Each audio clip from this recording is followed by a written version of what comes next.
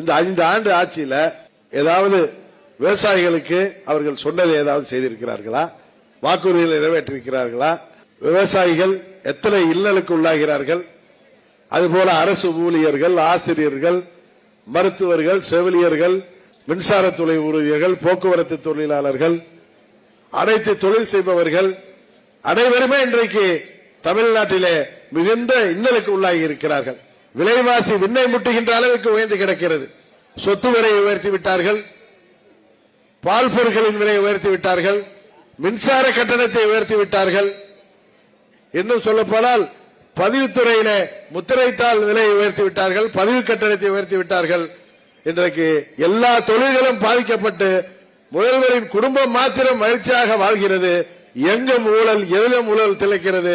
இந்த கொடுங்கோல் ஆட்சியை முடிவுக்கு கொண்டு வந்து மீண்டும் தமிழ்நாட்டிலே மக்களாட்சியை மலர வைக்க நாம் அனைவரும் ஒற்றுமையுடன் செயல்பட்டு தேர்தலிலே பணியாற்றி அனைத்திந்திய அண்ணா திராவிட முன்னேற்ற கழக தலைமையிலே அமைந்திருக்கின்ற தேசிய ஜனநாயக கூட்டணியை வெற்றி பெற செய்ய வேண்டுமாய் பணிவன்போடு கேட்டு இங்கே வருகை புரிந்திருக்க அனைவருக்கும் நன்றியை சொல்லி பத்திரமாக நீங்கள் அனைவரும் அவரவர் ஊருக்கு சென்று சேர வேண்டும் என்று உங்களை கேட்டுக்கொண்டு விடைபெறுகிறேன். நன்றி, வணக்கம்.